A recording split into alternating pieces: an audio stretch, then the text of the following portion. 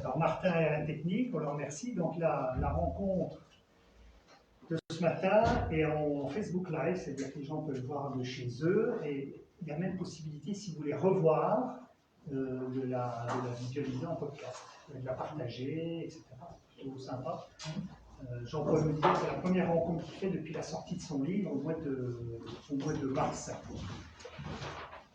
Bonjour Jean-Paul, bonjour à vous tous. Bonjour. Comment ça allait fonctionner, mais le système de la réservation, je trouve que c'est plutôt sympa. Bonjour aussi aux gens qui nous regardent en direct. Vous avez toujours possibilité de poser vos questions par écrit et Martin les retransmettra directement parce qu'on essaie de laisser une part de questions. Voilà, Jean-Paul, donc heureux de t'accueillir ici dans nos murs, en voisin, en ami. Quasiment à chaque sortie, tu viens nous rendre une visite. J'ai souvenir de ta visite la dernière fois, visite active dans le cadre de la nuit de la lecture avec les collégiens du collège Souhait pour la lecture de nouvelles de son recueil Macadam, qui est là. Et puis d'une rencontre avec Claude Vautrin, je crois c'était pour le reste de leur vie, il me semble. Avec Elise Fischer aussi. Et avec Elise Fischer, exact. Et puis, alors l'histoire du 10h, du 6h27, j'imagine que tout le monde connaît, tout le monde a lu. C'est quand même 365 000 à peu près, hein. Oui. 200 000 folios poche. 300 000 folios. 300 000 folios. Ouais, donc vous voyez, c'est quand même pas rien, c'est un des gros succès. Donc c'est ton troisième roman. Entre-temps, il y a eu le reste de leur vie. Non, parce que c'est des nouvelles, Macadam. Oui, non, troisième roman. Troisième roman, qui est un recueil de... Non, quatrième roman. Le liseur, le reste de leur vie, la fissure. Ouais. Voilà. Et Madame la fissure. Et Madame, oui, donc. C'est un homme de lettres. Ton quatrième. Et c'était pas mathématique. Ah oui, c'est vrai, voilà. Et puis Macadam. Alors, le reste de leur vie, c'était un road trip en corbillard en présence d'un thanatologue. On a toujours cette question, on viendra sûrement de cette question de la vieillesse, de la fin de vie. Et la fissure, c'était une fissure sur la façade de la maison qui va bouleverser l'équilibre familial. Voilà. Et puis dire aussi, puisque Jean-Paul a eu, alors il y a eu de nombreux prix pour le liseur en particulier, mais il a été lauréat du prix de la Nouvelle Henri Thomas de Saint-Dié-des-Vosges. C'est grâce à ça que je me suis mis à écrire. Voilà, donc c'est grâce à Saint-Dié que Jean-Paul, voilà. C'est de la faute à Saint-Dié.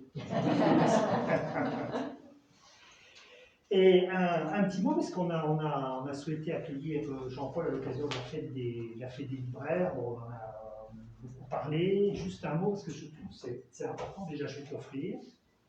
Vous pouvez aussi le demander si vous le souhaitez, parce que c'est vraiment un collector. Il n'y a pas, comment dire, il y a un seul tirage pour cette fête.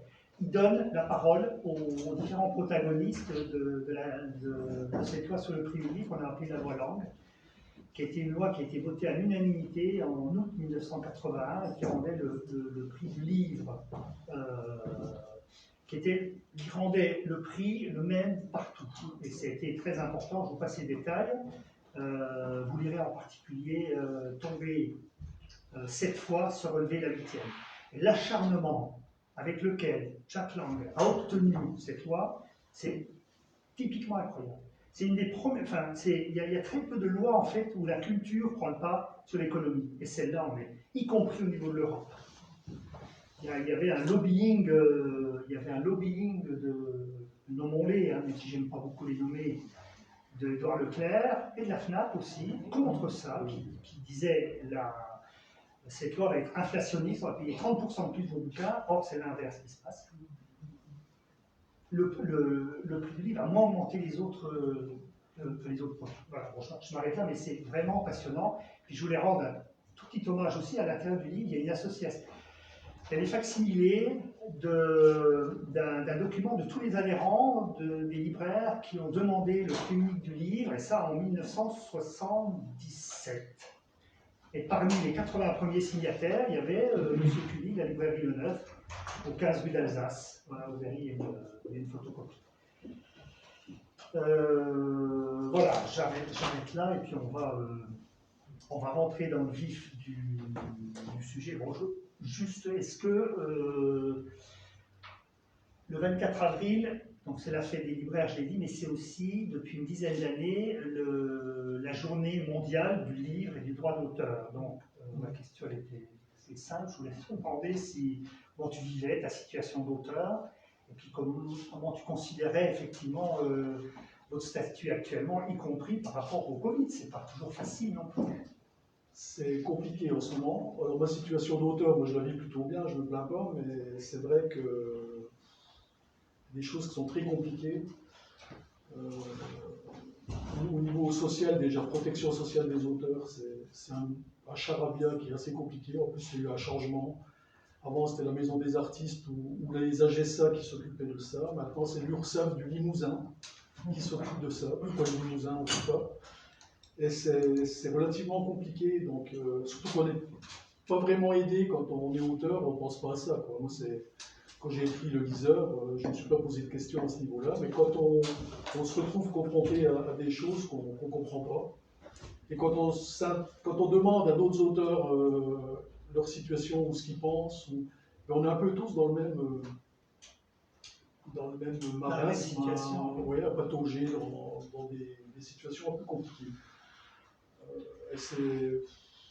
Ça peut venir des fois polluer un peu la vie, quoi, même si c'est rien, hein, mais moi j'ai pas à me plaindre, j'ai une protection sociale, je travaille, j'ai toujours mon emploi chez Orange, donc c'est rien, mais il y a des auteurs qui ont besoin d'une protection sociale et ça peut être très compliqué pour certains. S'ils n'ont pas atteint un certain nombre de chiffres de vente, ils ne peuvent pas forcément bénéficier de la sécurité sociale, par exemple. C'est très particulier.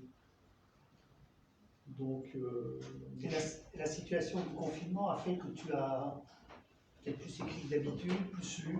Alors au début, je me suis dit le confinement c'est super, je vais pouvoir écrire, mais je n'avais pas le moral, quoi. La morosité ambiante c'était plombant, pesant. Même si là où je vis, j'ai de la chance, j'ai une terrasse, il faisait le temps là, donc c'était agréable, c'était pas désagréable. Je me sentais pas confiné, mais malgré tout, je me suis pas mis à écrire comme je pensais. Et puis je me suis mis dans la situation dans laquelle je me mets quand je descends écrire en résidence d'auteur dans le sud.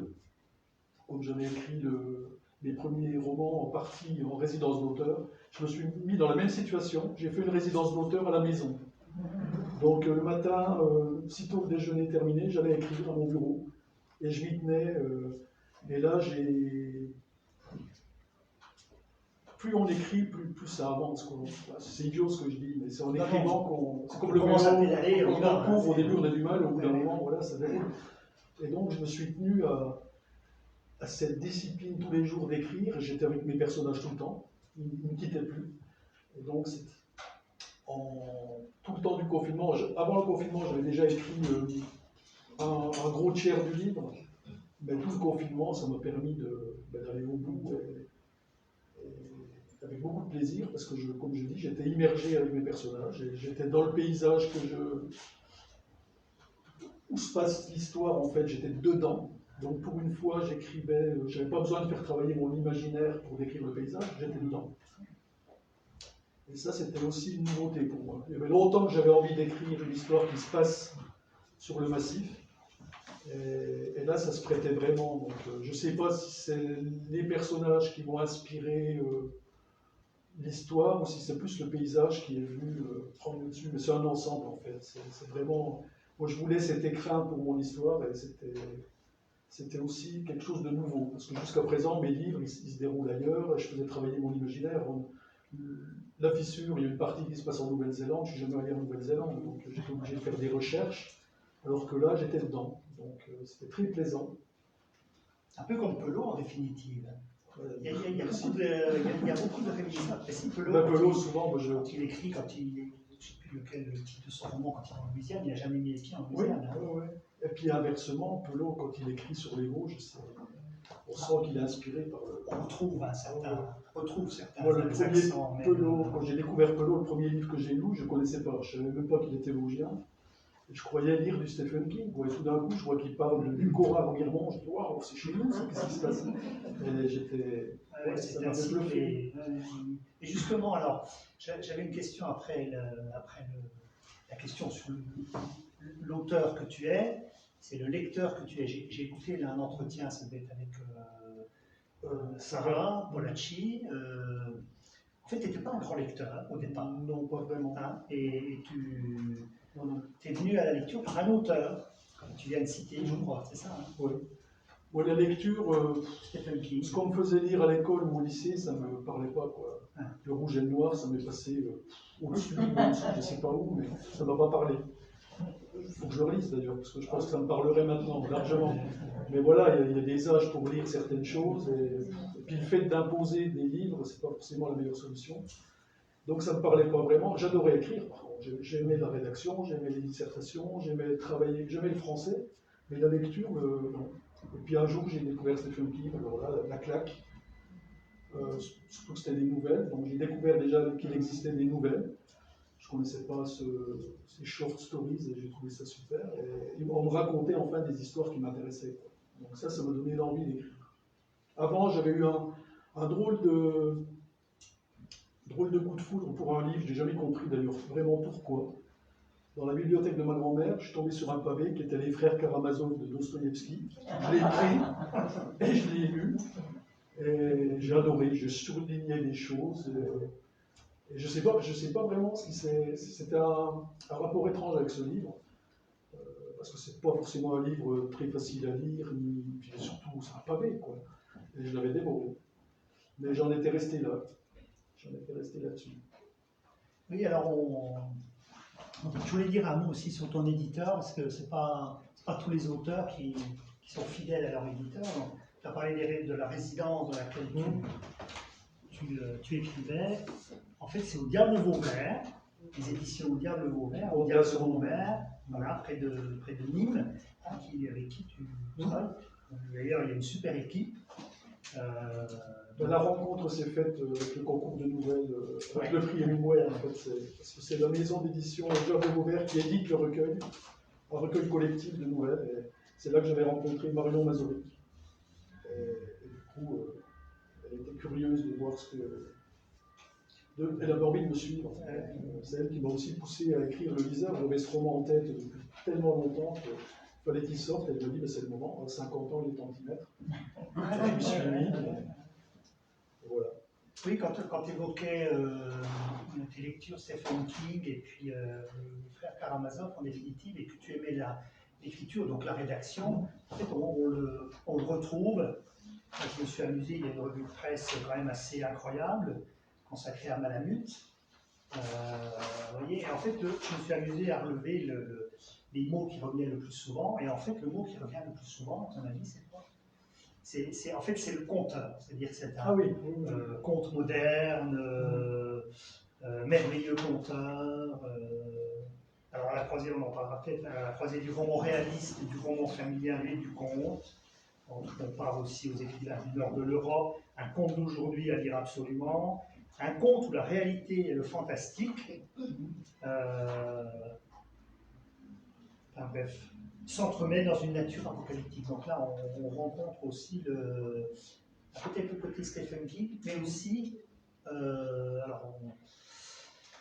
dans le roman, on a un chapitre, hein, pour ceux qui l'ont lu, parce que j'imagine que vous êtes certains à l'avoir lu, il y a un chapitre que j'adore, c'est le 15 ou 16, c'est la procession, qui est quand même assez incroyable. Hein, franchement, c'est vraiment génial. Alors après, quel est le mot qu'on retrouve? Donc voilà, le terme de conteur apparaît le plus souvent. Fantastique et merveilleux, ensuite.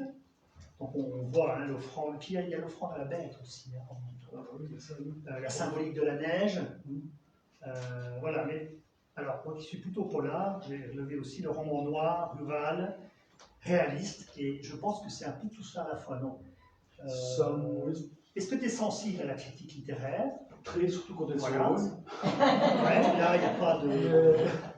Non, mais là, toutes les critiques ne sont pas bonnes, heureusement d'ailleurs. Mais parfois, ça permet de redescendre et de se remettre en question. Aussi, parfois, ne pas se sentir trop touché par certaines critiques, parce que ça peut faire très mal. Mais en général, moi, je prends que ce qui m'apporte du bien. Et je suis toujours très sensible. J'aime bien avoir... souvent les journalistes ou même les lecteurs, vous touchez du doigt des choses auxquelles moi j'ai pas pensé quand j'ai écrit mon livre. Hein. On parle, Malamute, je ne sais plus quel journaliste a parlé de. Il m'a dit c'est à la fois du Pagnol et de la tragédie grecque. Je trouvais ça très. En fait, il y a en fait, de RTL à l'Humanité. Jean-Claude Et Lebrun, d'ailleurs, une des meilleures, à mon Jean-Claude avis, Lebrun, il fait toujours des chroniques. Jean-Claude Lebrun, dans l'humain, franchement, il résume à lui seul l'ensemble. Il arrive à en dire beaucoup sur un livre sans jamais en dévoiler trop. Je ne sais pas comment il fait, c'est un art, hein, et lui, il y arrive. Alors, une fois ce décor planté, on va rentrer dans le vif du sujet. Donc, bon, c'est très difficile aussi d'en parler sans faire très attention pour ne pas dévoiler, parce qu'on est quand même sur un roman noir, un thriller, voilà, jusqu'au bout. Oui, effectivement. Et alors, le décor, on démarre en 1967, c'est un journal d'un couple de Pavlina, Ragovic, c'est ça? Pavlovitch, pardon, qui arrive donc dans un. Enfin, elle raconte qu'ils arrivent dans un petit village, la Voljoux, et voilà, on a compris où c'était, hein, et avec une meute de Malamutes. Moi, je ne savais pas ce que c'était que Malamute quand j'ai acheté le livre. Alors, qu'est-ce qu'un Malamute? Alors, qu'est-ce qu'un Malamute? Est-ce qu'il y en a qui savent? Oui. On compare ça grossièrement à un husky, mais c'est beaucoup plus massif que le husky. C'est des chiens ils ont une belle queue en panache, ils ont un masque assez clair sur la gueule. Et c'est comme des huskies, mais plus massifs, plus puissants. En revanche, ils sont peu utilisés dans les courses de chiens de traîneau longue distance parce qu'ils sont trop lourds. Donc, c'est des chiens qui ne pourraient pas tenir. Par contre, ils sont puissants. Donc, et ils sont assez sociables, comme chiens. Mais ils font un mâle Malamute, ça peut faire jusqu'à 60 kg. C'est des gros chiens. D'ailleurs, quand j'ai dédicacé à la Bresse, j'ai eu deux lecteurs qui ne se connaissaient pas, hein, qui sont venus et qui m'ont fait dédicacer le livre pour leur Malamute. Ils me donnaient les prénoms de leur Malamute. Les possesseurs de chiens de Malamute. Ils viennent d'Alaska, je ne sais pas si on l'a dit. Oui, c'est le Malamute d'Alaska. D'Alaska, voilà. Et donc l'objet de ce groupe, ils arrivent en fait pour en faire une activité ludique pour le tourisme dans ce petit village, pour traîner, voilà, pour occuper le temps et puis en faire un métier. Et donc ils vont arriver dans une ferme et dans la ferme juste en face vit. Alors on est dans le deuxième chapitre, 40 ans globalement après, on est en 2014.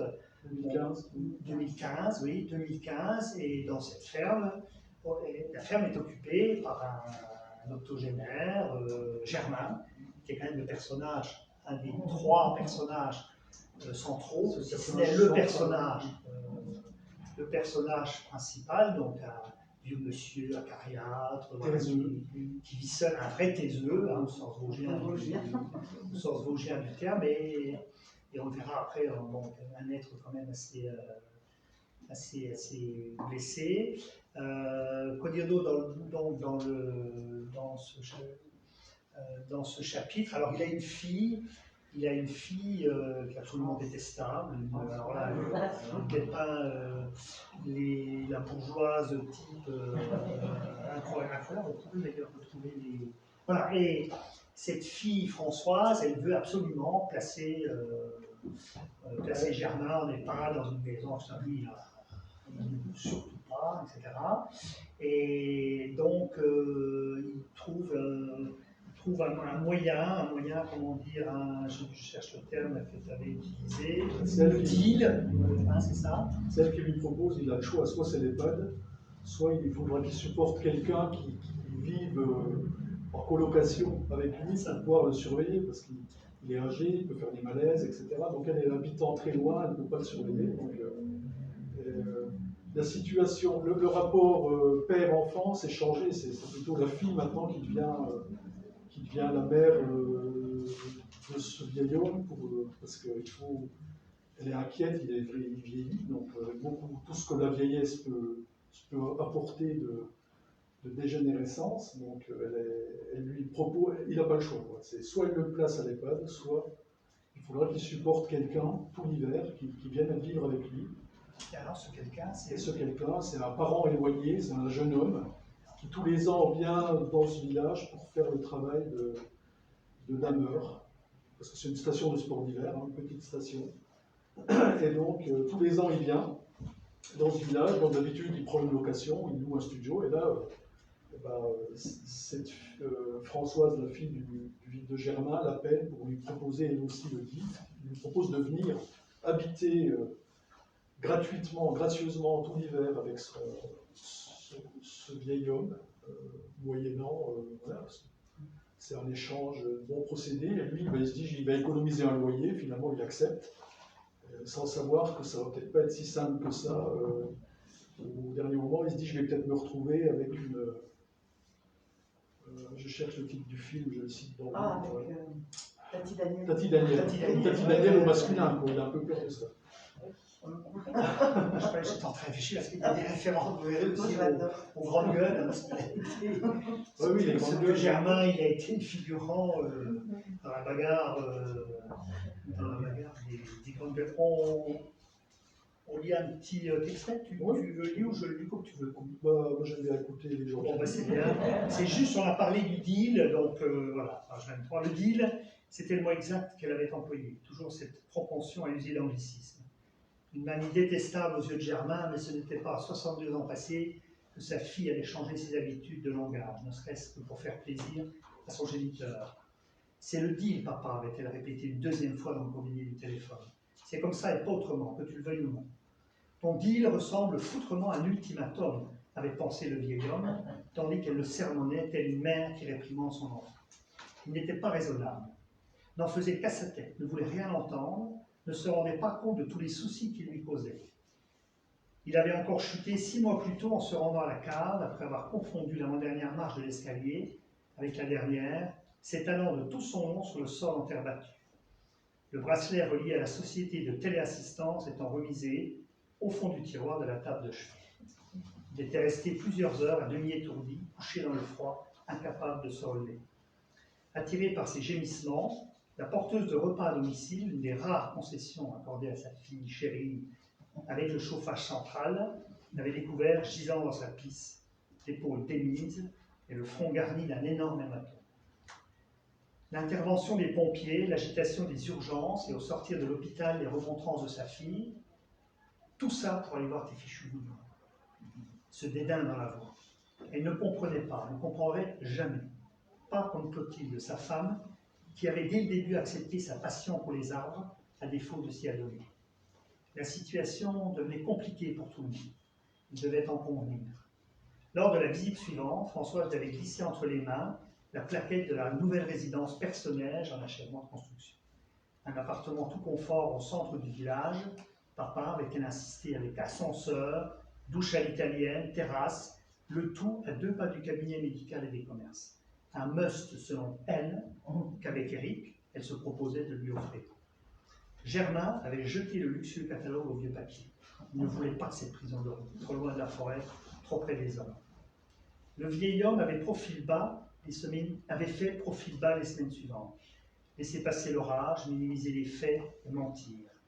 Le bracelet de téléalarme vissé nuit et jour autour de son poignet. La cave, il n'y descendait plus. Juré, craché, bien conscient que l'escalier représentait une épreuve trop périlleuse pour ses jambes fatiguées. En vérité, il ne se passait une semaine, voire un jour, sans que les 14 marches ne grinцent sous son plan. Donner l'illusion que tout allait bien. Ne pas parler du contenu des plateaux repas qui picoraient sans appétit et qui finissaient la plupart du temps à la poubelle. Ne jamais faire allusion à la loupe glissée au fond de sa poche.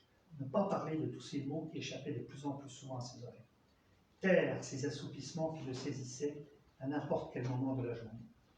Ne pas raconter ces serrements de poitrine accompagnés de sueurs froides qui surgissaient parfois au milieu de la nuit. Ne rien dire de cet état de confusion mentale qui l'envahissait de temps à autre sans crier gare et le faisait errer d'une démarche de zombie d'une pièce à l'autre en se demandant ce qu'il était venu y chercher. Germain s'en voulait de toutes ces cachotteries. mais c'était le seul moyen de repousser l'échéance d'un départ obligé. Les rares visites de Françoise ressemblaient à s'y méprendre à de véritables passages en main. Le vieil homme prenait soin les jours précédents de tailler sa barbe, de découper ses cheveux, lavait son linge, procédait à un semblant de rangement dans les pièces de la maison.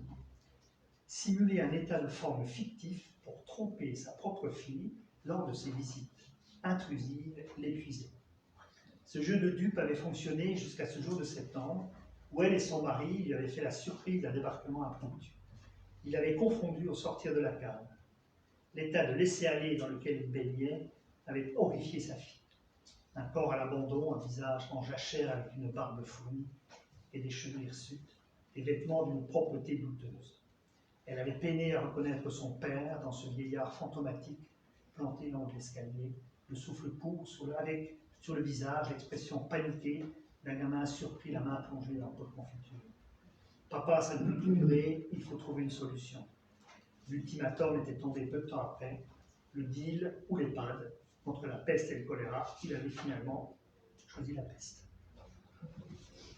Voilà, donc on voit bien, on n'ira pas à la partie descriptive de Françoise et Eric, son mari, c'est vraiment délicieux. Ce Germain, il est ouvrier forestier, en retraite, 82 ans. En retraite. Barbina est ouvrière. Dans tous tes romans, mais celui-là en particulier, les ouvriers, les gens de peu ont leur importance. Moi, c'est le milieu que je côtoie, enfin, que je connais le mieux. Le mieux, je ne sais pas, mais comme je dis souvent, je n'ai pas forcément envie de prendre des personnages qui soient déjà socialement élevés, avec des situations grands avocats ou politiques ou hommes d'affaires qui a réussi. C'est pas forcément. J'ai plutôt envie de mettre en lumière des gens ordinaires. J'aime pas ce mot-là, mais ce perso il est ordinaire. Ouais, mais ça donne vraiment. Mais ça ancre dans la réalité aussi l'histoire. Je pense que moi, des ouvriers forestiers, j'en connais, j'en côtoie. Des gens qui travaillent à l'usine, j'en connais. Mon père était charpentier, donc c'est vrai. C'est pour ça qu'on a tellement de références aux arbres, parce que tu évoques après, peut-être on dira un mot sur ce qu'est la dendrochronologie. Est-ce que c'est un amoureux des arbres? D'ailleurs, dans le livre, c'est beaucoup la nature sauvage. Et Germain, donc. Lui, il est passionné des arbres. Et la dendrochronologie, ça consiste à étudier les cernes des troncs, des fûts, lire l'histoire dans ces cernes un peu. Lui, il lit ça comme on lit un livre. Hein. Il remonte les années, il remonte l'histoire en remontant les cernes au fur et à mesure. Et je trouvais ça intéressant, ce personnage, cette passion pour les arbres, pour quelqu'un qui se sent éloigné des hommes. Il a du mal à vivre dans la société avec les hommes, c'est pas son truc. C'est un solitaire, qui aime les arbres, parce que dans les arbres, il leur reconnaît. Ils ont ce pouvoir, les arbres, de passer. Les hommes passent, les arbres restent, c'est un peu ça, même si lui, il a passé sa vie à les scier. Mais c'est ce qui l'intéresse là-dedans, c'est de voir comment les arbres ont supporté l'histoire sans en souffrir, alors qu'autour d'eux se déroulait l'histoire de l'aventure humaine. Oui, alors en même temps, Germain, ça le renvoie aussi à tous les grands événements, hein, puisque bien sûr, à un moment donné, tu démarres en disant, voilà, Germain lisait les arbres de la même manière que d'autres lisent des livres, passant d'un cerne à un autre, comme on tourne des pages, sans aucune prétention, etc. L'arbre du jour présentait 64 cernes. Après un rapide calcul, l'octogénaire inscrivit sur le registre l'année où l'arborisseau était sorti de terre, 1951. Une rapide consultation de l'encyclopédie chronologique lui a appris que le L, ce qu'il avait sous les yeux. Et en fait, il va parler, tu parles, à travers Germain, aussi de l'arbre qui avait connu le roi soleil, en gros. Hein, il insère l'histoire des hommes dans l'histoire de l'arbre. C'est l'arbre. ça. est-ce qu'on peut dire que Germain est aussi un peu écolo ou pas? Non. Sans le savoir. Ouais. Oui, oui. C'est pas un écologiste c'est pas un écologiste de la ville, hein, si je puis dire. Oui, il est écolo, mais c'est pas une écologie. Il est amoureux de la nature. Il est amoureux de la nature, sauvage. Sauvage, oui. Ouais. Mais il n'est pas. C'est pas un combattant écologique, lui. Non, il vit sa passion avec les arbres intimement dans sa cave. Et c'est cette intimité avec les arbres que je voulais mettre en avant. Alors on a les ouvriers, on a aussi, puis on a le bistrot, hein, quand on parle effectivement, c'est important. Bon, il n'y a pas des grands passages, il y a 2 passages dans le bistrot, mais c'est quand même central, hein, c'est là où le lien social. Ben moi, là, je me suis vraiment servi de l'expérience. Alors là, Voljoux, pour ceux qui ne l'ont pas deviné, c'est la Bresse en fait. Alors, j'ai pas voulu faire de jaloux entre la vallée de Vologne et la vallée du Chajou, donc j'ai mis la Voljoux. Comme ça, tout le monde est d'accord. Et donc, je me suis fortement inspiré de la Bresse, et même le bar dont je parle, qui s'appelle le Rix. Ouais. En fait, il y a un bar à la Bresse qui s'appelle le Duns. J'ai fait un copier-coller quasiment, même la description du bar, ça ressemble beaucoup au Duns. Et même le serveur, j'ai un ami qui est serveur à la Bresse, qui physiquement ressemble profil, beaucoup. c'est lui. Ouais. Pas mentalement, mais physiquement, c'est tout à fait lui. Et pour dire l'importance d'un bar dans un village, ça peut être où il y a l'église, mais l'église a beaucoup perdu de son aura. Mais le bar, c'est vraiment la vie d'un village, quoi. Il s'y passe tellement de choses où les gens se retrouvent. Dans un bar, les gens racontent des choses qu'ils n'ont pas forcément racontées en dehors d'un établissement comme ça. Et moi, personnellement, quand je ne travaille pas, souvent, je vais boire mon café tous les jours. Je vais au bar et je bois mon café, je lis mon journal. On est plusieurs à se retrouver, on discute, on refait le monde ou on le défait. C'est selon. Et ça, c'est très important, ça manque énormément. Et même hors confinement, quand le bar est fermé pendant les vacances, par exemple, ça arrive qu'il ferme 15 jours, on sent il manque quelque chose. Et je suis triste quand je vois des villages où il n'y a plus de bar, les bars ferment ou des choses comme ça, mais c'est la mort. Hein. C'est aussi grave qu'une école qui ferme, un bar qui ferme quelque part, c'est la mort d'un village, parce qu'il n'y a plus cet endroit où les gens peuvent s'épancher sur leur joie, leur peine, leurs problèmes. Et socialement, c'est vraiment très important. Je pense que c'est un peu une soupape de cocotte minute, un bar. Ça permet de... Tu dis le bistrot, le Rix, véritable entonnoir. Non, ça peut. On va déverser, ouais. Hein? Ouais. Alors, on a évoqué Germain, on a évoqué Basile, et il y a un 3e personnage quand même important, c'est Emmanuel, hein, qui est là. On l'apprendra. Moi, je dis des conneries, moi. C'est compliqué. On le comprend très vite au début du roman. C'est la fille qui arrive donc en 2015. C'est la fille d'un couple de sauvages qui revient après. Elle arrive à la ferme. Et elle a la même profession que Basile. En fait, il conduit tous les deux, Emmanuel et Basile, des dameuses. Dominique, c'est bien les dameuses. J'adore ça. Oui. Si tu trouves un petit extrait, tu peux nous lire aussi. Là, tu me prends. Je te laisse. Bah non, mais j'y pense comme ça, donc du coup. Je cherche. Moi, j'ai eu la chance de passer une nuit dans une dameuse, justement. J'ai eu la chance de passer une nuit avec Emmanuel. C'est de bon.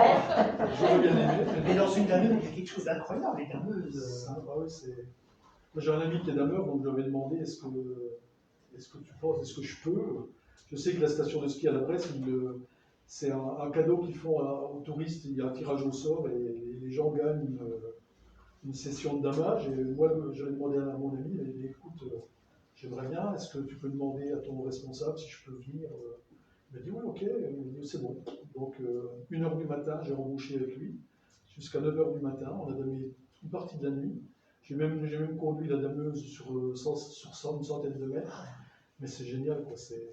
C'est un métier où il faut aimer la solitude en même temps, parce qu'on est tout seul dans sa machine.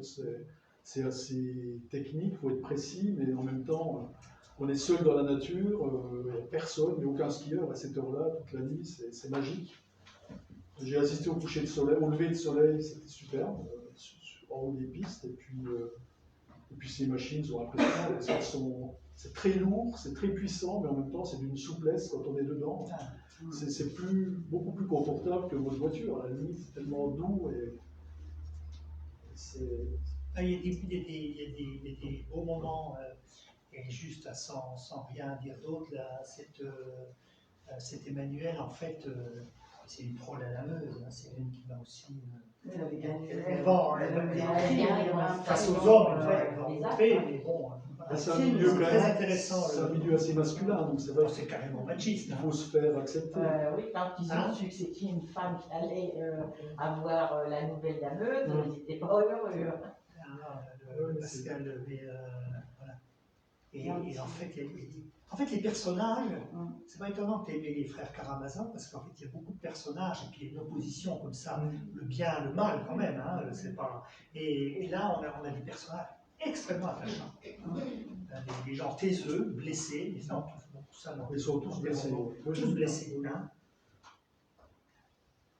Et puis alors, moi j'ai beaucoup aimé le journal de Pavlina. Alors c'est marrant comment tu écris, on sent une écriture très, enfin moi j'ai trouvé assez différente, le récit et le journal. Déjà c'est littéralement parlant. C'est l'intérêt d'un côté le récit et à la troisième personne à chaque fois, donc alors que là le journal on repasse à la première, moi j'adore ça, écrire à la première personne, finalement c'est plus facile. Et se glisser dans la peau du personnage à la première personne, c'est un bonheur. Parce que, alors, ce que j'avais fait, le journal de Pavlina, je l'ai écrit à part. Ouais, je l'avais écrit, je m'étais dit, il faut que je les insérerai plus tard. Je ne savais pas encore à quel endroit j'allais insérer les extraits du journal. Et donc, je les ai écrits à part, et c'était à chaque fois une récréation. De passer du récit du roman au journal, parce que je changeais de personnage complètement. Je rentrais dans la peau de Pavlina et puis écrire à la première personne, ouais, c'est très agréable. Alors, la difficulté, c'était un peu de ne pas être trop littéraire. C'est un journal quand même. En plus, c'est une étrangère qui maîtrise pas forcément, enfin, qui n'a pas forcément un vocabulaire. Même s'il est supposé être écrit en slovaque, hein, mais malgré tout.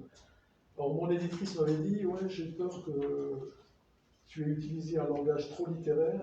Alors c'est pour ça que j'avais rajouté un tout petit passage où je dis que Pavlina, malgré qu'elle est issue du milieu ouvrier, etc., elle adore la littérature et elle lit beaucoup d'auteurs russes, entre autres. Donc ça lui donne un historique culturel, quoi, qui peut expliquer qu'elle a une écriture assez riche par moments.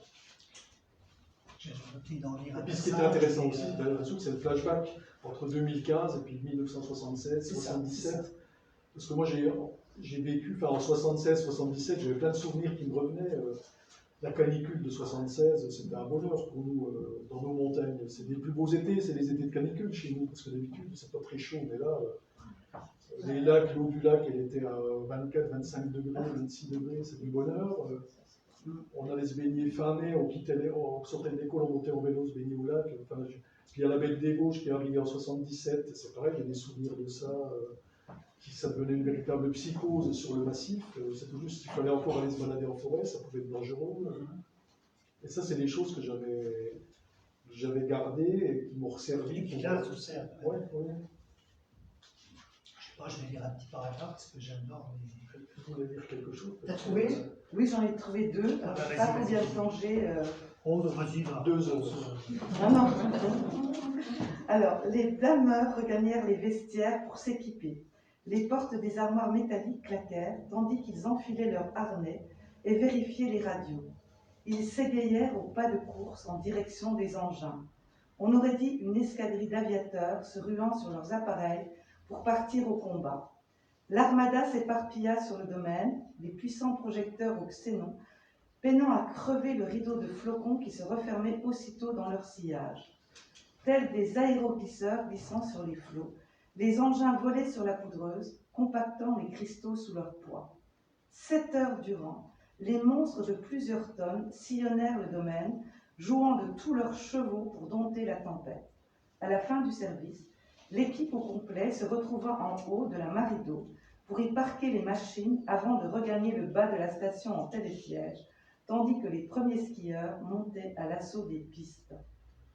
Basile aimait l'idée de ces deux mondes qui se côtoyaient sans jamais se rencontrer, deux univers qui, une fois par jour, se croisaient en glissant dans les airs à la vitesse de 4 mètres par seconde. Quand l'un en avait fini, l'autre commençait. Il arrivait parfois au jeune homme de chausser les skis le temps de quelques descentes pour une intrusion dans l'autre monde, avec la sensation étrange de trahir sa caste en dévalant et lacérant les pistes à grands coups de quart, ces mêmes pistes qu'il allait lui falloir penser la nuit venue. Merci Dominique. Parfois certains, par rapport à des passages veulent intervenir, vous n'hésitez pas à faire comme à l'école, vous levez la main, la peine, tout ça. Bon, on n'ose pas tout dire, parce que voilà. Non, c'est ça, voilà. toujours avoir. C'est pour ça, il y a quand même un événement de sa vie qui fait que, avec la dameuse. Oui, mais c'est ça qu'il faut le découvrir, je trouve. Parce que... Oui, ça, d'accord. On va en parler, je suis d'accord. Et dans le journal, on peut évoquer quand même le fait qu'il existe toujours cette espèce de chape autour de l'étranger. C'est très présent dans le livre. C'est-à-dire que dans le journal, il dit tout de suite, on nous appelait les Ruskov. Ils sont Slovaques, dans les Ruskov, vers les villages. On a quand même l'habitude, vous savez, l'autre, hein, c'est les Russes et tous ceux qui viennent de l'Est. Et ça c'est aussi il y a le thème de la nature, des arbres, et ça c'est un autre thème, c'est-à-dire le rejet de l'autre. Moi, c'est la méfiance. C'est vrai que, surtout dans des vallées comme chez nous, bon, moins maintenant, parce que bien sûr ça brasse beaucoup plus, mais une époque, l'étranger, c'était la méfiance. Encore aujourd'hui.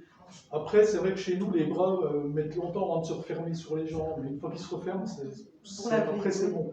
Dans le sud, c'est des fois l'inverse, les bras sont bras ouverts, mais ils ne se referment jamais. C'est caricatural.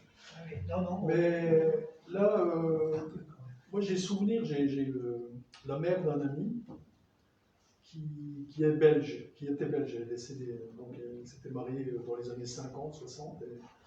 Elle est arrivée chez nous en tant que belge, et elle m'a dit une fois, j'ai mis 10 ans à me sentir acceptée.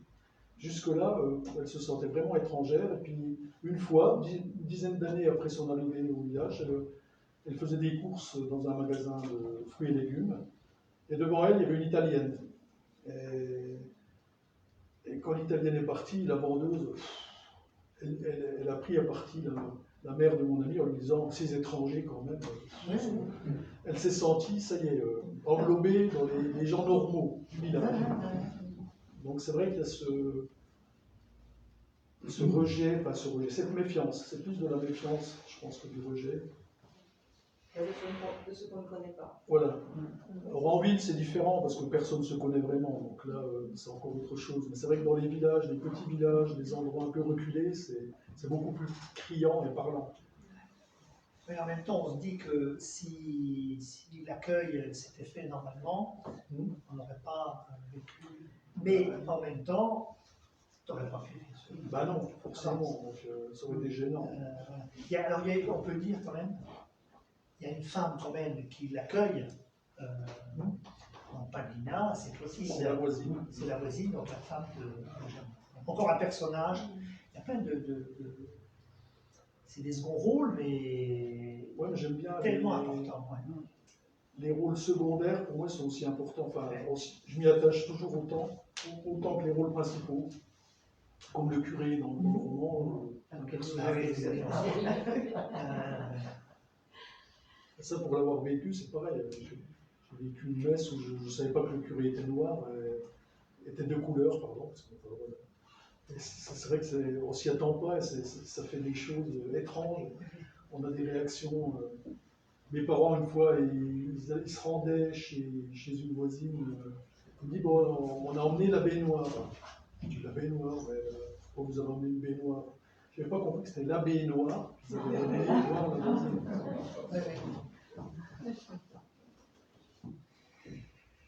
Oui, il y a plein. J'ai noté alors le Noël et la messe de minuit, arrivée de Françoise, et puis donc il y a je parlais tout à l'heure de la mémorable scène donc, de la procession, parce que un des. Vas-y. Alors, j'ai une petite anecdote sur cette procession. Quand j'ai fait le prix, quand j'ai concouru au prix Henri Thomas, c'était en 97, donc j'avais remporté le prix avec le Jardin des Étoiles. Un petit garçon qui, son père est décédé, mais il croit qu'il est parti marcher sur la Lune. Enfin, on pouvait envoyer deux histoires, et j'avais envoyé deux récits. Et le deuxième, c'était l'histoire d'une procession, un village perdu qui vivait du tourisme en hiver, et la neige venait pas, donc ils avaient fait une procession, et la neige était venue, mais ça n'arrêtait plus, c'était plus arrêté.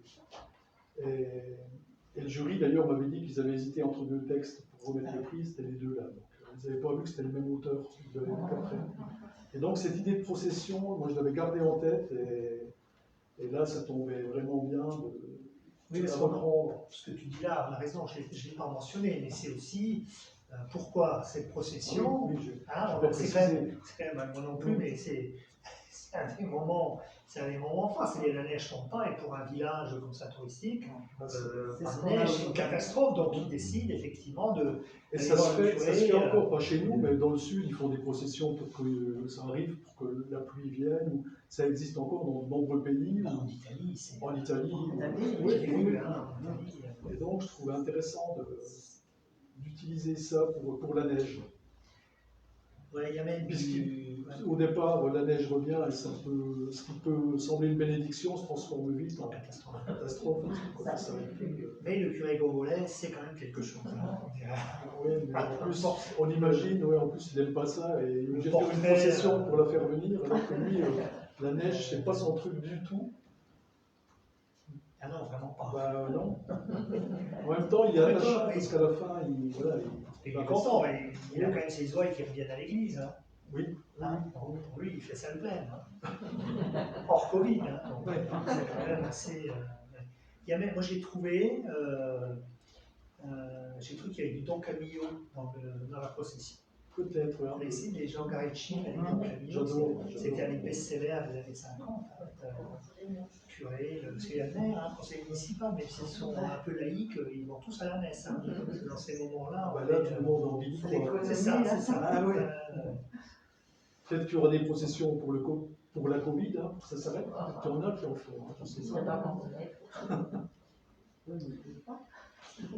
Je vois que le temps passe, ce serait bien qu'on ait aussi quelques questions. Donc j'ai dit tout à l'heure, donc il y a ces trois êtres, un Bastien, Basile et Emmanuel, qui ont leur fait leur propre. Germain, Basile, Emmanuel. Et Basile, Emmanuel, ouais. Et qui permet d'aborder la question du remords, du regret, de la rédemption.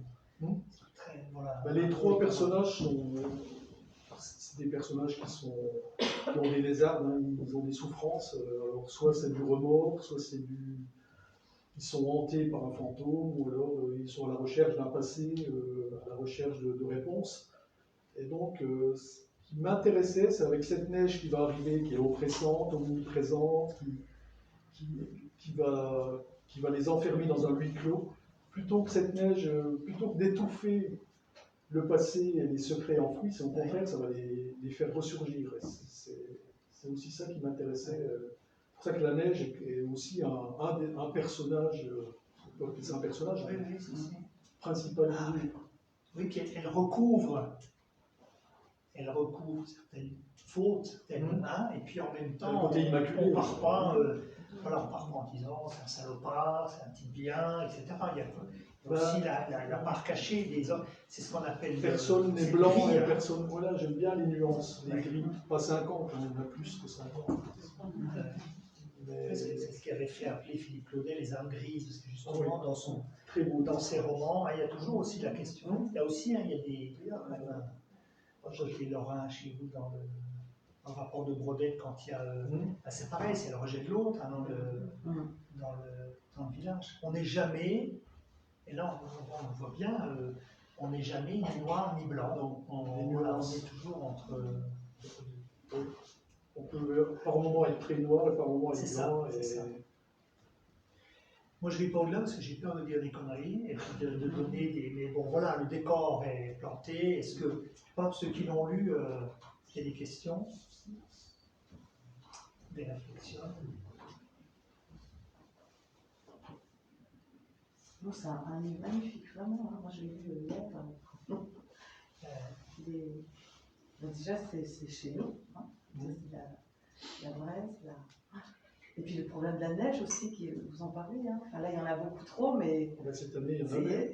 Mais bon, cette année, de toute façon, il y en avait, mais on n'a pas pu skier. Mais les autres années, c'est un souci aussi économique pour tout le monde. Il y a aussi le monde du travail que vous décrivez très bien, je trouvais.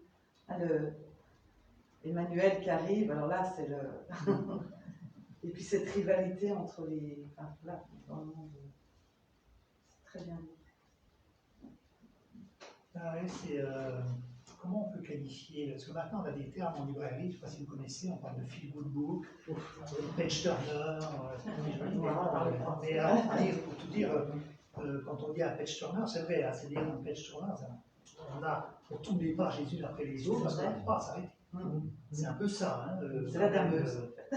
C'est un peu ça, la manière de dameuse. Et comment les personnes j'imagine que les gens de la Bresse, ils sont précipités pour l'acheter, comment l'accueil des gens de la Bresse? Ils ont adoré, parce que la plupart, ceux qui sont venus m'en parler, ils me disent, ce qui est génial, c'est qu'ils ils retrouvent le paysage, eux, ils le voient, quoi. Hein. Ils ne peuvent pas l'imaginer, parce que pour eux, il existe. Ce qui m'a rassuré aussi, c'est que des gens qui ne connaissent pas du tout, comme mon éditrice qui habite dans le sud et n'est jamais venue ici, ça marche, ça fonctionne aussi. Mais il y a un petit plus pour les gens qui connaissent, les gens du coin, c'est que ça leur parle d'autant plus. Voilà, ils sont dedans. Ils sont dedans, ils connaissent aussi ce qu'est un hiver sans neige, ils connaissent. Donc c'est tout un univers, même la description du bar par exemple, ceux qui connaissent, ils ont reconnu. Donc c'était plutôt très bien accueilli. Ouais. Moi j'ai bien aimé l'aspect un peu apocalyptique de la tempête de neige. Et le contraste qu'il y avait quand ils sortent avec les dameuses pour extraire les villageois, avec tout d'un coup c'était le printemps, il y avait cet aspect-là un petit peu surréaliste, quoi. Comme il y avait un peu dans la fissure, il y avait cet aspect-là un peu surréaliste ou parfois poétique, ça c'est sympa cette opposition-là. Moi j'ai bien aimé. Et puis, je me plais souvent à mettre une petite touche de fantastique aussi quand je peux. Ça c'est vraiment sympa. Et puis le contraste, c'est vrai, entre le monde immaculé avec toute cette neige, et ils vivent plus que dans le blanc, dans un monde où il n'y a plus de couleurs finalement. Et puis là, tout d'un coup, quand ils ressortent, ils retrouvent l'extérieur de cette bulle de neige, où dehors, il y a à nouveau la verdure qui arrive. Et c'est ce contraste. J'aime beaucoup les contrastes, hein, en même temps. Comme je dis, le livre, il peut être à la fois, c'est très sombre, hein, comme une forêt de sapins où il fait très sombre à l'intérieur, et puis ça peut être très lumineux, comme une clairière enneigée, et des contrastes, je joue beaucoup là-dessus. Ah oui, l'idée de départ du roman, c'est quoi le déclic de départ? C'est Malamute, c'est la neige? Alors au départ, ça faisait longtemps que je voulais donc écrire une histoire qui se déroule chez nous. Et j'avais aussi depuis longtemps envie d'écrire quelque chose de plus sombre. Mes nouvelles en général sont parfois, pas toujours, mais souvent assez sombres. Alors que mes romans, on me dit, on parlait de feel good book. Moi quand j'écris, je me dis pas je vais faire un feel good book, mais c'est vrai que le ressenti, il est souvent classé dans les feel good. Et là, moi j'avais envie de faire un roman un peu plus noir. Et j'adore Franck Bouys, par exemple, qui écrit des choses. C'est vraiment du vrai rural noir, et j'aime beaucoup ça. Ou Pelot, hein, par exemple, Pelot. Et donc là, je me suis fait plaisir. J'avais envie de. C'était ma motivation principale. Après, l'histoire, il fallait que je trouve quelque chose. Au départ, je me disais un thriller, pourquoi pas carrément un thriller. Et puis non, petit à petit, j'ai glissé vers. Quelque chose. Voilà, moi, je trouve que c'est du rural noir, quand même. Dans le feel good book, c'est sympa, c'est les livres qui font du bien, traduction littérale de l'anglais. Voilà, qui explosent dans le roman, dans la fiction. contemporaine. Bon, après, j'ai toujours. Pas, mais bon. Ce que j'ai toujours tendance à faire, c'est toujours prendre des personnages qui sont fissurés, qui sont blessés, Ouais, qui sont c'est cabossés. ça, c'est ça. Parce que j'aime bien les réparer. Donc au départ, on les cabosse un bon coup pour pouvoir après les réparer. Et à la fin, même dans Malamute, ils sont réparés, alors pas tous de la même manière. Hein. Les réparations peuvent prendre des tournures un peu plus sombres, mais ils finissent quand même réparés à l'arrivée. Donc vous êtes un écrivain bricoleur. Oui, parce qu'à côté de ça, je ne suis pas très bricoleur. Ma femme s'en plaint assez, mais en littérature, ouais, je peux bricoler. C'est Djemaï qui dit toujours, vous connaissez Abdelkader Djemaï, il disait toujours « Je suis un intellectuel ». Ah, Ah, c'est assez juste hein, quand même. oui, oui, c'est joli. C'est joli en plus. Je vais la garder. D'autres. Après, ce qui était la difficulté pour Malamute, c'était justement en faire un page turner, comme tu disais, que les gens aient envie de savoir ce qui se passe derrière. Alors, l'agencement des chapitres, c'est ça qui me posait le plus de questions. J'espère que j'ai bien agencé. Quand j'ai inséré le journal en plus entre les chapitres, je n'étais pas sûr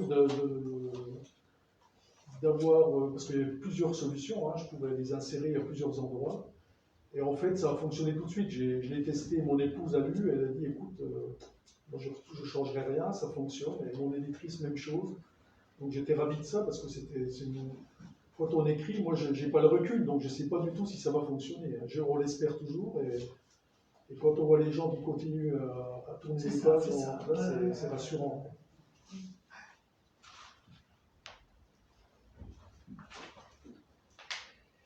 J'ai lu quelque part que le liseur du 6h27, il allait être adapté dans ce... Oui et non, non mais c'est compliqué.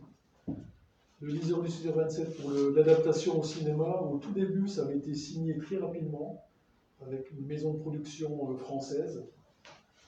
Et au bout de 2 ans, ils n'avaient rien fait, donc ils ont relibéré l'option qu'ils avaient mis. Parce que pour le cinéma, c'est des sociétés. Il faut qu'il y ait une option, une société qui va payer pour garder l'option, pour pouvoir faire quelque chose ou pas. Et si au bout de 2 ans, ils n'ont rien fait, ils relibèrent les droits. Ou alors, ils repayent pour une option pour la prolonger d'1 an ou 2.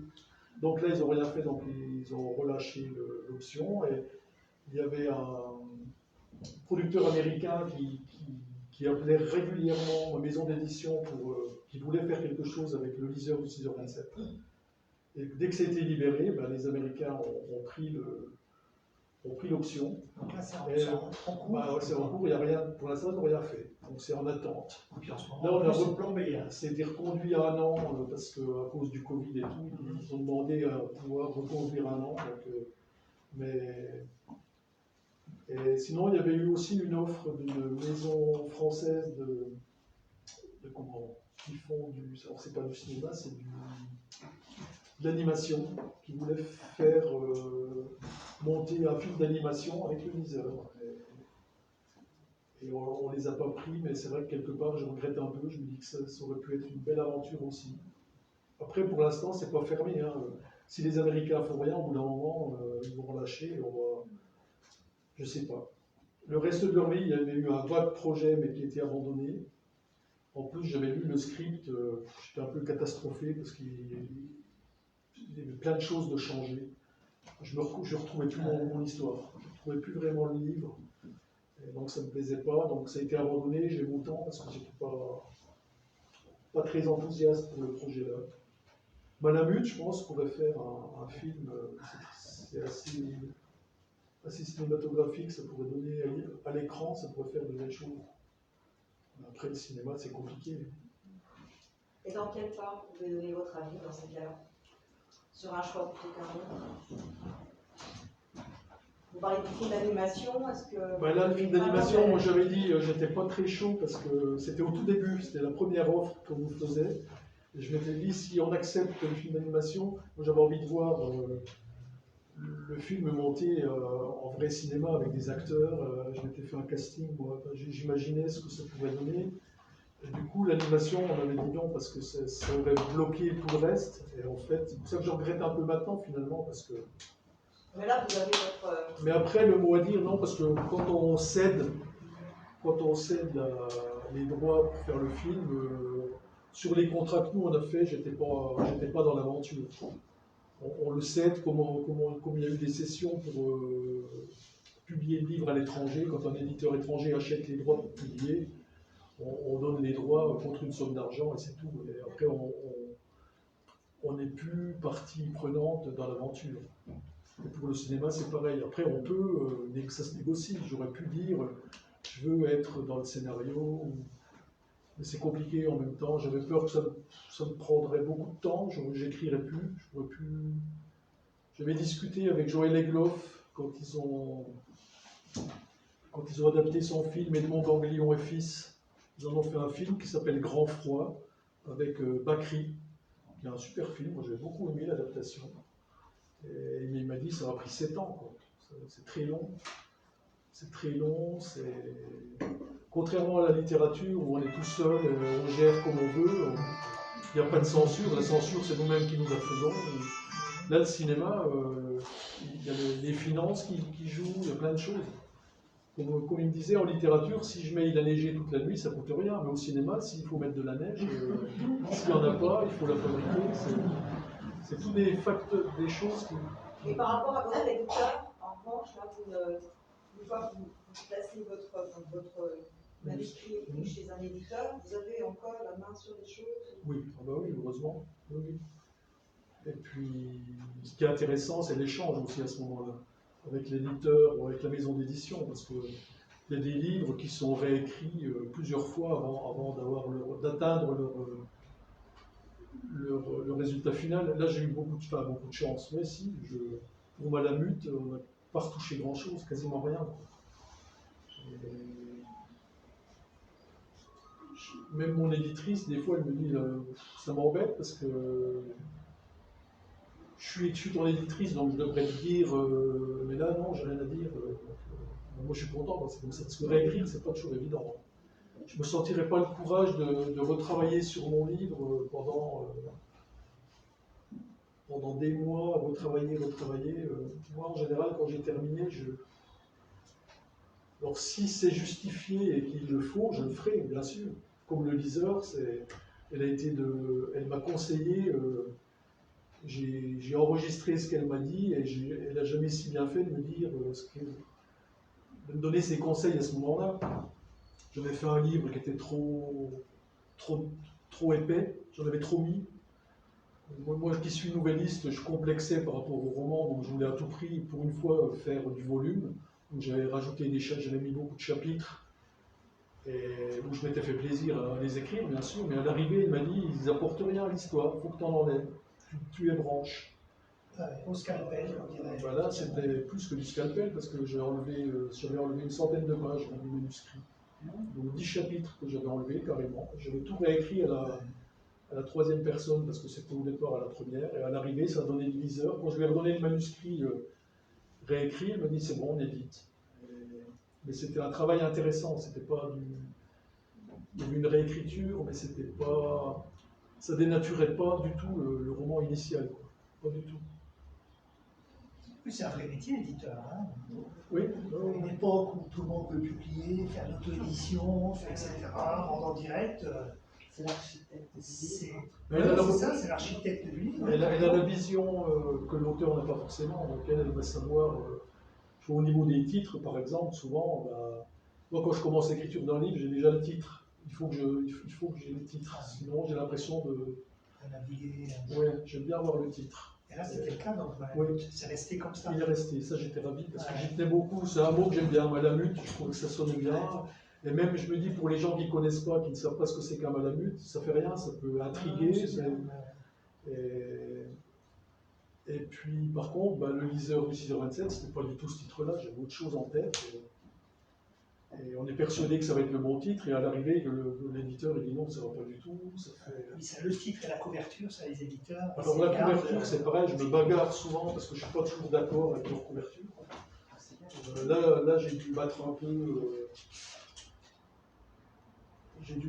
Bon, l'empreinte, ça je l'avais proposé, moi, l'éditrice. J'aurais même fait une page quasiment toute blanche avec juste l'empreinte, le titre. Ah ouais, moi je l'ai passé. Ça fait un peu Gallmeister. Oui, bah, j'allais le dire. C'était couverture Gallmeister. Oui, mais. Bah, alors au début, c'est pareil, le graphiste parisien, il a dit jamais venir chez nous parce qu'il avait fait des montagnes, c'était les Hautes-Alpes. Il faut raboter tout ça parce que là, on ne croit pas.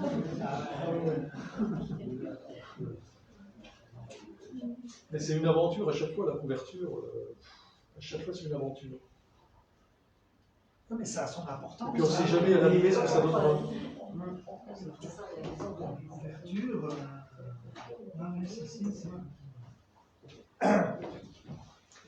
Est-ce que vous avez des choses à ajouter ou alors oui? Je voulais juste dire que justement quand j'ai vu le titre Malamute, comme c'était les éditions au Diable Rouvert, je me suis dit ça va être un roman très noir. Il y avait un petit côté Belzébuth, Malamute, Diable Rouvert. J'aurais dû l'écrire avec TH à la fin. Donc c'était très intriguant et ça donnait envie de lire. Et sinon, vous dire aussi que j'ai énormément aimé votre écriture. J'ai eu l'impression de manger une mousse au chocolat. Je me suis jetée dans le livre et je ne l'ai pas quitté jusqu'à ce que j'ai fini. Ça m'a tenu jusqu'à 4 h du matin. Je suis désolé. Mais j'ai beaucoup aimé, vous avez des très très jolies trouvailles. Il y en a une entre autres, si j'ai permission de la lire, je ne dévoile rien, c'est par rapport au personnage de Clotilde. Je trouve très très jolie la façon dont c'est un tout petit paragraphe. Oui, allez-y, hein, les lectures, c'est quand même, ça porte. Clotilde aimait consigner les choses, des choses aussi insignifiantes que la chute des premiers flocons. De la même manière, elle se plaisait à s'emprisonner l'existence dans un corset d'habitude. Le feuilleton télé du début d'après-midi, la séance de cinéma du lundi avec les amis, les cours de poterie du mardi soir, le marché du mercredi matin, la médiathèque le vendredi, la pâtisserie du dimanche, autant d'œillets où glisser le lacet pour bien en serrer les jours et avancer d'un rendez-vous à un autre sans avoir à contempler l'abîme du temps qui passe. Voilà, je trouve ça magnifique, cette idée du lacet qui enserre du corset, c'est super. Merci.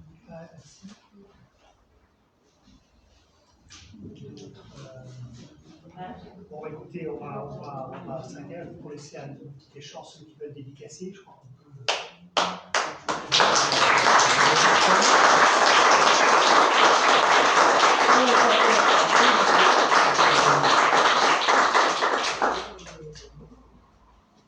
J'ai 2-3 petites annonces à faire. On a quelques rencontres, puisqu'on remet en route tout ça dans les généralités habituelles. Donc, on reçoit le 14 mai. Christian Pierret pour son livre « Le nouveau contrat social d'entreprise après la crise ». C'est l'entreprise, la crise, l'Europe. C'est une voix. Vous verrez, nous, donc le 14 mai, le samedi matin. Et puis, alors, je vous avoue, j'ai vraiment un coup de cœur pour ce livre. Alors, c'est le 22 mai, donc David Le Breton, vous connaissez, sociologue et anthropologue de Strasbourg. Il a écrit un livre sur le vélo, en roue libre, une anthropologie sentimentale du vélo. C'est à la fois l'histoire du vélo, c'est à la fois le vélo dans la littérature, c'est à la fois le vélo pratique dans les villes, dans les champs, enfin, c'est fabuleux. Et j'ai un client, enfin, qui est un ancien médecin de Saint-Denis, qui s'appelle Yves Etienne, médecin, c'est un fou de vélo, il a tous les livres sur le vélo, il est dingue. Et en fait, comme ça, je lui dis, vous ne voudriez pas venir parler aussi du vélo avec David Le Breton. Donc David Le Breton, qui a une petite maison, c'est un marcheur sans nom. Il habite tout près d'Étival aussi, enfin, il vient passer ses week-ends ici. Donc ils viennent les deux le samedi 22 mai, le matin, selon la même formule que ce matin. Voilà, il y en a d'autres choses de prévues au mois de juin. Nathalie Saint-Cric le 5 juin là, pour une journée sur Saint-Dié pour son livre Je vous ai aidé la vie, vous m'aiderez à mourir. Vous savez, c'est les amours de Georges Clemenceau avec Marguerite Baldensperger, qui était la femme de Fernand Baldensperger, tous deux des Audaciens, qui habitaient aux Alouettes. Et en fait, entre 1922 et 1929, Georges Clemenceau a envoyé 700 lettres. Tori, je n'irai pas jusque-là, c'est 92 ans, mais encore, je parie que. À Marguerite, ces lettres, cette correspondance a été publiée par Gallimard en 1970. C'est épuisé, alors bon, là, j'en récupère quelques-uns sur Internet. Et Nathalie Saint-Cricq donc a écrit le récit de leur histoire. Pareil, alors c'est pas moi, parce qu'il y a un journal aussi. Elle écrit leur histoire et il y insère le journal de Marguerite. Parce que Marguerite, elle avait aussi alors une lettre à Georges, mais elle voulait que Georges les brûle, donc il les a brûlés. Donc, du coup, Nathalie Saint-Cricq a imaginé ce que Marguerite aurait pu écrire. Donc le 5 juin, alors on fera à l'hôtel de ville, donc un entretien avec Nathalie Saint-Cricq, et il y aura aussi on va faire aussi des lectures. Tout ça, c'est en train de se mettre en place. Et puis le 12 juin, on reçoit, pour ceux qui connaissent, peut-être Philippe Lutz. Alors Philippe Lutz, il a sorti un roman, je ne sais pas amener, je ne sais plus le titre, un roman écolo, en fait, qui raconte la vie de couple écolo, un peu communautaire, un peu babacool, alsacien, mais très proche d'ici. Et dans la vallée en Alsace, c'est l'histoire d'un couple qui vit, comme je l'ai dit, en communauté, mais qui s'oppose à l'installation d'une usine d'uranium en Alsace. Voilà, c'est un livre que Philippe Lutz avait dans ses tiroirs, qu'il avait proposé à son éditeur il y a 25 ou 30 ans, puis il a eu envie de le ressortir, il a remanié, et ça donne quelque chose d'assez étonnant. Enfin, les gens qui sont issus des années 68, 70, en fait, c'est des précurseurs de l'écologie moderne. Et son roman, il est assez... Attends, j'ai plus le titre, il est en bas. Donc voilà, donc Philippe Lutz viendra et on animera avec Manu Antoine, qui le connaît bien aussi. Voilà, bah écoutez, je vous laisse avec Jean-Paul pour ceux qui veulent dédicacer son livre. Voilà, en tout cas, merci aussi à vous tous d'être venus. Merci.